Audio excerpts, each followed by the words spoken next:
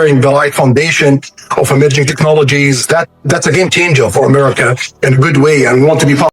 All these great financial wealth transfer will happen with the Middle East, with the Prince of Saudi Arabia and Iraq and Syria and Jordan. All these major nations will rise up and become the breadbasket of the world. Financial stability like you've never seen before. And the Antichrist will rise out of this and show everybody, I have a solution to all everybody's problems. Even President Trump said, I really like this guy. I don't know why, but I really like this guy. Everybody's gonna like him. Who is the Antichrist? Is the Antichrist here? Said Prophet Brandon P. Let's watch this video to the end, and also the Prophet Savelia from Eden has something to say concerning this whole situation with President Donald Trump and the world. Tomorrow, the Prince of Saudi Arabia, who I believe is the Antichrist, comes to the White House tomorrow to talk to President Trump. I thought, look, MBS is coming.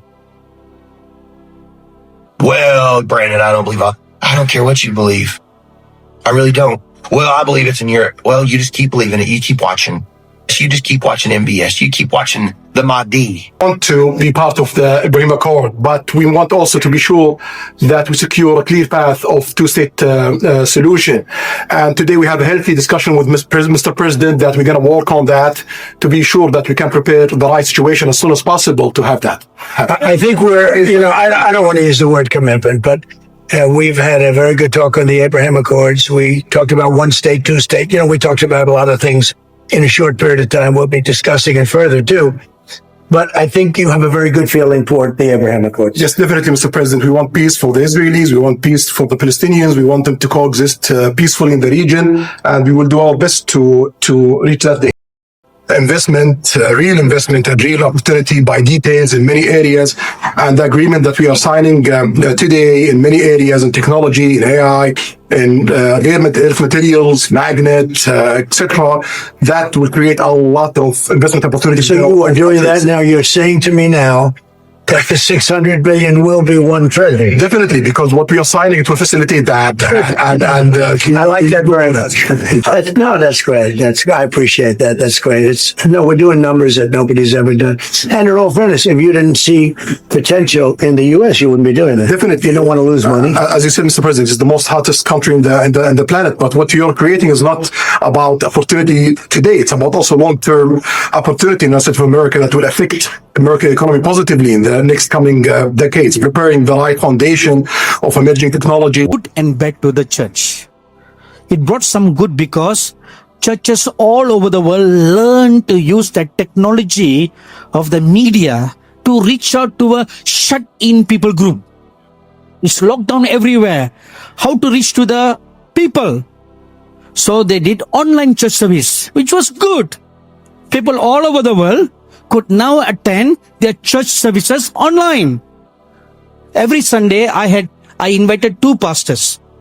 One, a traditional denominational church pastor, like from an Anglican church, to conduct an Anglican style of service. And the other, 2 hours later, we had a Pentecostal church pastor come do a Pentecostal style of spirit-filled service. So that will cater to all the spirit-filled worshippers. So during the lockdown period, they all felt that they were attending a service in person, even though they could not get out of their house. That was good. But after the lockdown, something evil happened. People's heart settled down to a comfortable church experience. You don't need to get out of your bed. Just pull up the laptop, put on your bloated stomach, and just watch the service.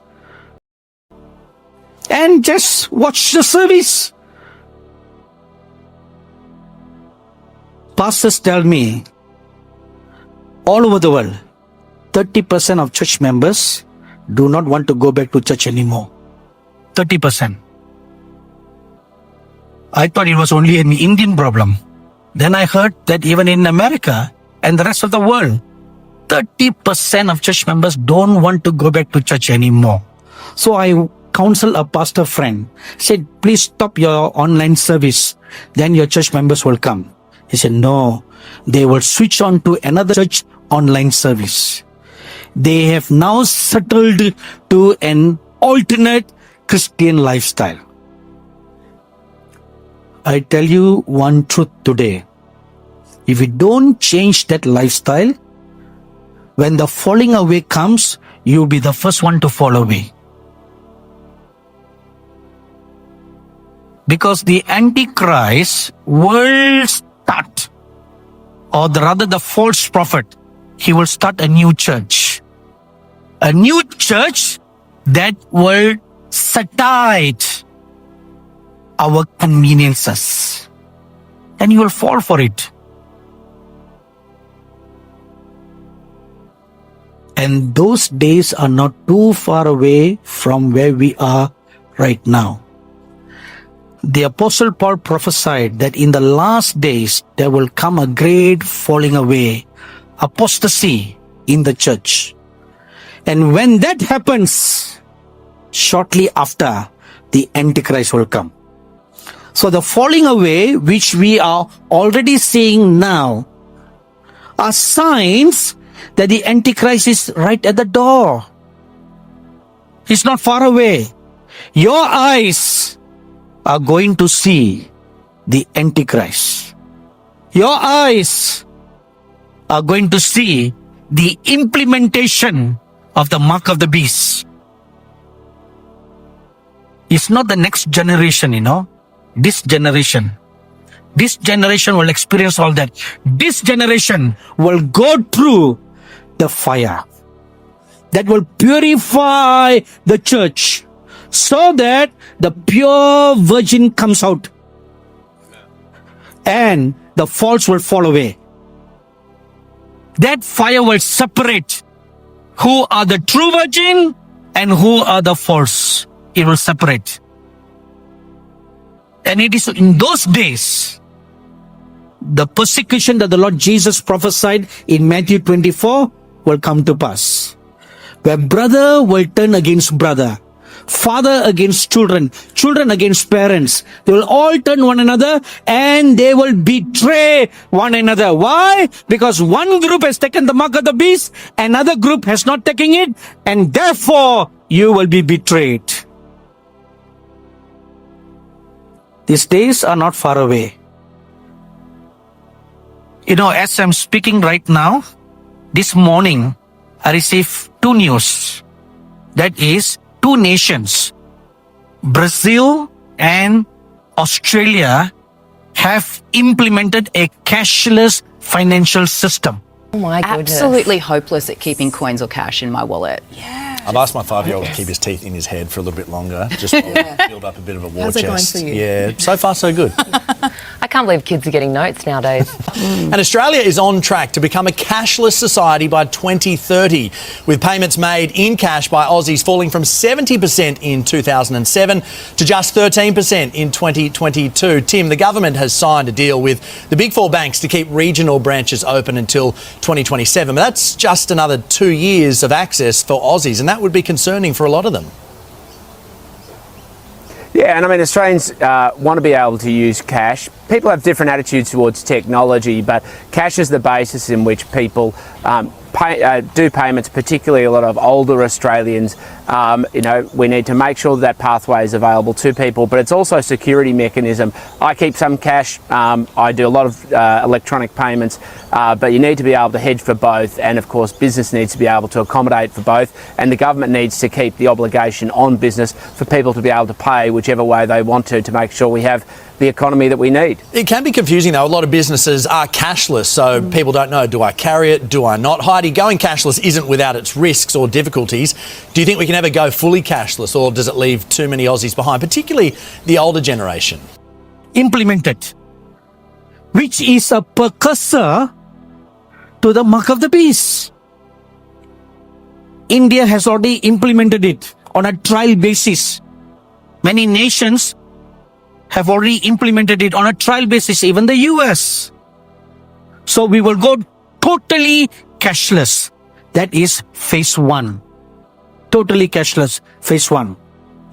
This will prepare the world for the mark of the beast financial system to come. See, it is taking place in your days, not in your grandchildren's days or your children's days. Your eyes will see all that. So how prepared are you? How ready are you? Or are you still going around and around the wilderness, like the Israelites, going around and around the wilderness, eating garlic, eating onion, eating fishes, eating quails? That's all you were interested. That's what they were interested in, They were not interested in pursuing after God. They were a rebellious people, always complaining, always murmuring, always gossiping, always backbiting, always seeking, never finding. Why? Seeking in the wrong place. Instead, seeking higher, you're seeking to the right and to the left, to those who can help you go up higher. Wrong. Remember this dream, the Lord Jesus encouraged this man to go up higher. Go up higher. Keep on seeking. Go up higher. Never be settled down with where the goodies are. Of course you could, but that's where you will stay. You will not reach your fullness. So the first valley at the bottom of the mountain is the valley of salvation, or the out